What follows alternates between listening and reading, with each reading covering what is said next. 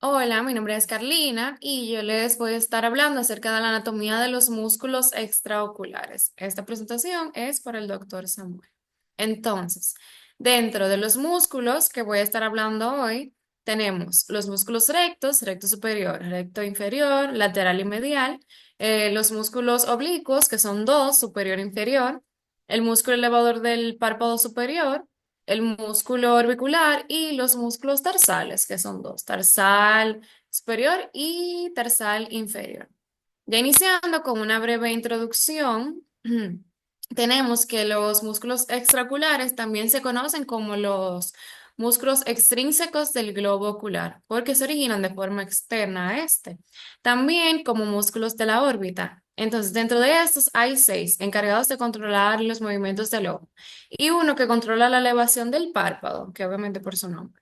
Entonces, la posición del ojo al momento de la contracción muscular determina qué acción cada uno de estos seis músculos realiza en la órbita. Entonces, cuatro de estos seis músculos se encargan del movimiento en lo que son los cuatro puntos cardinales, o sea, norte, sur, este, oeste, o sea, hacia arriba, hacia abajo, hacia medial y hacia lateral. Los otros dos extraoculares son los responsables de contrarrestar los movimientos de la cabeza y ajustar el ojo como corresponda. Debemos mencionar que también existe una grasa retrovulvar, que es la que rodea los lados y la porción posterior de lo que es nuestro globo ocular y sirve para amortiguarlo. Permite entonces con esto que los movimientos del ojo sean más libres. Además de que protege las estructuras neurovasculares que pasan a través de la parte posterior de la órbita. Iniciando con lo que son los músculos rectos, debemos saber de que estos se originan por medio del tendón de zinc.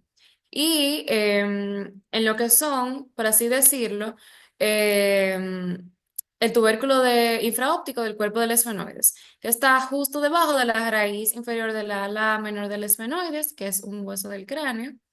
Obviamente tenemos que en el tendón de zinc tiene aproximadamente una longitud de 5 milímetros y un espesor o grosor, podemos decir, de 2 milímetros. El tendón discurre por la hendidura esfenoidal y se divide en cuatro bandeletas, que son las que le dan el origen a los distintos músculos rectos. Entonces, tenemos que el recto superior, obviamente, tiene su ubicación en la parte superior del ojo. Su origen, como ya lo mencioné, de todos, por eso no voy a redundar mucho. Su origen y de todos es en el anillo tendinoso común y su inserción es en la parte anterior de la esclera, que es lo que denominamos parte blanca del ojo, en su zona superior. La función de este, como lo dice su nombre, es de elevar el ojo, o sea, lo mueve hacia arriba. La inervación es por el oculomotor común, que es el tercer par, y en su acción combinada, además de elevar el ojo, ayuda a lo que es la rotación hacia adentro cuando se mueve hacia afuera. Ya, voy a ir en sentido inverso de las manecillas del reloj. Entonces, el recto lateral, su ubicación es en la parte externa o lateral del ojo. Ya su origen, los mencioné, el de todos. Su inserción es en la esclera, obviamente, en el lado lateral del ojo. Y su función es abducción, o sea, que aleja el ojo de la línea media. Y su inervación es por el nervio abducens, que es el sexto par. Ya tenemos el recto inferior que se encuentra obviamente en la parte inferior del ojo. También se origina de lo que es el anillo de zinc y su inserción es en la parte inferior de la esclera hacia la zona anterior del ojo. Y obviamente su función es la de deprimir el ojo. Y es inervado por el tercer par también. Ya por último, el recto medial tenemos que se encuentra en el lado interno o medial del ojo. Obviamente, su inserción es en la parte anterior de la esclera, pero en la zona interna del ojo, o sea, de la parte interna del ojo. Dentro de su función más, por así decirlo, importante es la aducción, o sea, que acerca el ojo a la línea media y está inervado de igual forma por el oculomotor. Ya pasando con lo que es el oblicuo, los músculos oblicuos, tenemos el oblicuo superior y oblicuo inferior. Oblicuo superior denominado con el número 7 y oblicuo inferior denominado con el número 8. Entonces, el músculo oblicuo superior se origina en la periórbita, que es la que rodea el agujero óptico, específicamente en la zona medial de lo que es el músculo recto superior. Desde su origen, el músculo se inserta anteriormente siguiendo lo que es el ángulo de las paredes internas, pero en su parte medial y superior de la órbita. Se encuentra por encima de lo que es el músculo recto medial, o sea, que es el que está interno y o sea, y se extiende hasta la parte anterior de la órbita. Ya lo que es el tendón de este músculo pasa a través de la estructura llamada como fosa troclear, que está situada en la pared anterior de la órbita. Entonces, en este anillo fibrocartilaginoso es que permite que el tendón haga el ángulo, por así decirlo, característico de este, que es un ángulo agudo, que es lo que le da la dirección a este músculo. Entonces, tras pasar por esta estructura, el músculo se dirige hacia lo que es su inserción en la parte posterior del globo ocular, pero por debajo de lo que es el músculo recto superior. Y sus funciones son la intorsión, o sea, llevar el ojo hacia adentro, depresión, mover el ojo hacia abajo, y la abducción, que es el movimiento del ojo hacia afuera, o sea, que lo aleja de la línea media. El músculo oblicuo inferior, con el número 8 se origina en la parte anterior de la pared inferior de la órbita, pero cerca de lo que es el conducto lagrimal. Este punto de origen se encuentra justo por debajo de lo que es el borde interno de la órbita y aproximadamente a unos 3 milímetros del orificio de la entrada del conducto nasolagrimal.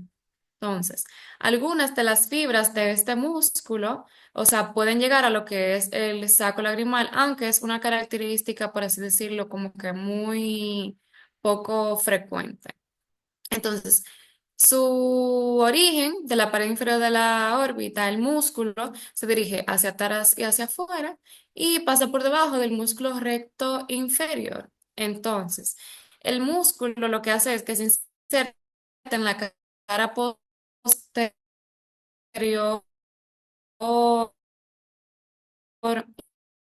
y específicamente en la parte como posterolateral del ojo, cerca de la inserción del músculo recto inferior, que obviamente es lo que permite que éste tenga una acción que influye en otros músculos. Ya, sus tres funciones específicas: extorsión, el ojo hacia afuera, elevación, y abducción, que es el movimiento del ojo hacia afuera, alejándolo de la línea media. Ya pasando a lo que es el elevador del párpado superior, tenemos que proviene del músculo recto superior, como se ve en la imagen, y se extiende desde el vértice de la órbita, que es la periórbita que rodea el orificio óptico, hasta lo que es el párpado superior. Entonces, este se dirige hacia adelante, cubriendo el recto superior y abriéndose como si fuera un abanico, y se inserta, o sea, de forma anterior en lo que es la piel, atravesando las fibras del músculo orbicular de los párpados, que es el que mencioné, o sea, mencionaré posterior, y la inserción tarsal, que se realiza en la mitad inferior de la cara anterior del tarso.